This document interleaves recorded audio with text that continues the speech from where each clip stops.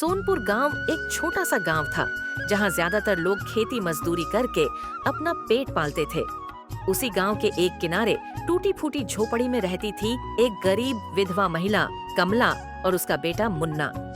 कमला चाहती थी कि उसका बेटा पढ़ लिख कर बड़ा आदमी बने, लेकिन मुन्ना स्कूल नहीं जाता था। पहला दृश्य, माँ बेटे की सुबह सुबह का समय। झोपड़ी के अंदर कमला ने कहा, मुन्ना बेटा उठ जा, सूरज सिर पर चढ़ आया है, स्कूल का टाइम हो गया। मुन्ना ने कहा, माँ आज भी पेट दर्द हो रहा है, स्कूल न जाऊं। कमला ने कहा, पेट दर्द? कल तो सिर में दर्द था, परसों पैर में, क्या हर रोज बहाना बनाएगा मुन्ना? मुन्ना ने कहा, माँ मैं पढ़ लिख कर क्या कर लूंगा, गांव में किसकी नौकरी लगी है पढ़ाई करके। कमला ने कहा, तू मेरी आखिरी उम्मीद है मुन्ना, तेरे बाबूजी भी यही चाहते थे कि तू बड़ा अफसर बने। मुन्ना ने कहा, माँ 2 वक्त की रोटी नहीं जुटती, अफसर बनने के सपने मत देखो। मैं आज से काम पे जाऊंगा, रामू काका के साथ ईंट ढोने। गांव के लोग चर्चा करते हुए गांव की चौपाल हरिया ने कहा, कमला का लड़का स्कूल नहीं जाता, बड़ा होकर क्या करेगा?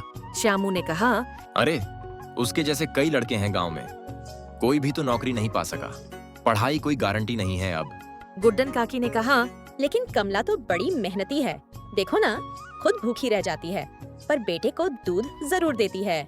लल्लन ने कहा, वो पढ़ाई के पीछे पड़ी है, लेकिन मुन्ना बड़ा ही शैतान है, दिन भर नाले के पास कंचे खेलता है। स्कूल मास्टर की चेतावनी।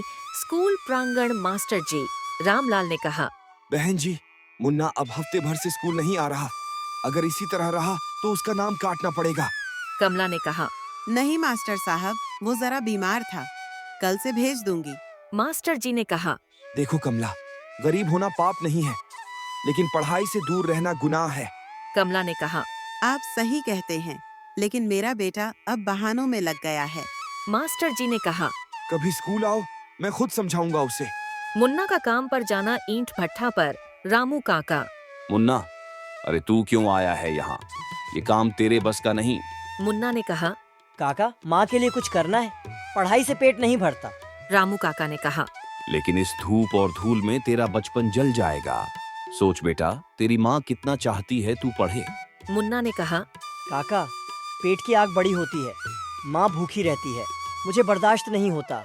गांव में एक नया मेहमान। गांव में एक एनजीओ की गाड़ी आती है, उसमें से उतरते हैं सरिता दीदी और पवन भैया। सरिता दीदी ने कहा, हम एक योजना लेकर आए हैं, गरीब बच्चों को फ्री शिक्षा और स्कॉलरशिप। पंचायत प्रधान ने कहा, बहन जी, बहुत अच्छा काम है, लेकिन यहाँ के बच्चों को पढ़ाई से ज्यादा काम की जरूरत लगती है। पवन भैया ने कहा, हम उन्हें समझाएंगे, एक बार भरोसा दीजिए। सरिता दीदी ने कहा, पहली मीटिंग हम कमला के घर रखेंगे, उसकी कहानी ने हमें छू लिया। छठा दृश्य, माँ बेटे की टक्कर।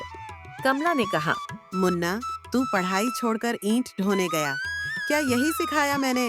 मुन्ना ने कहा, माँ भूख लगी थी, तूने खुद कुछ नहीं खाया था, मुझे अच्छा नहीं लगा। कमला ने कहा, बेटा मैं भूखी रह लूंगी, लेकिन तुझे मजदूर नहीं बनने दूंगी। मुन्ना ने कहा, तो क्या करूँ माँ? सरिता दीदी अचानक प्रवेश करती है और कहा, मुन्ना तुम्हारी माँ ने हमें बुलाया, हम तुम्हारी पढ़ाई का पूरा खर्च उठाएंगे, बस तुम्हें मन लगाकर पढ़ना होगा। सातवां दृश्य, परिवर्तन की शुरुआत। स्कूल में सरिता दीदी मुन्ना को समझाते हुए कहती है, मुन्ना ये किताबें सिर्फ पन्ने नहीं है, ये दरवाजा है एक नई दुनिया का। पवन भैया ने कहा, पढ़ाई ही वो रास्ता है जो तुझे मजदूरी से निकालकर अफसर बना सकता है। मुन्ना ने कहा, मैं वादा करता हूँ माँ के सपनों को टूटने नहीं दूंगा। आठवां दृश्य, गांव में बदलाव। 3 साल बाद मास्टर जी ने कहा, मुन्ना अब क्लास का सबसे तेज बच्चा है, हर प्रतियोगिता में पहला आता है। पाल हरिया ने कहा, कमाल है, वही लड़का जो कभी स्कूल से भागता था। गुड्डन काकी ने कहा, उसकी माँ ने जो किया वही असली माँ होती है। कमला ने कहा, अब मुझे यकीन है मेरा मुन्ना अफसर बनेगा। अंतिम दृश्य, सपनों की उड़ान। 5 साल बाद एक बड़ा मंच, अफसरों की भर्ती समारोह। घोषक, इस साल के सबसे होनहार अफसर का नाम है मुन्ना लाल, सोनपुर गांव से। मुन्ना ने कहा, अगर मेरी माँ ने हार मान ली होती तो मैं कभी यहाँ न खड़ा होता। कमला ने कहा, मेरा बेटा अब किसी की मजदूरी नहीं करेगा, बल्कि औरों को काम देगा।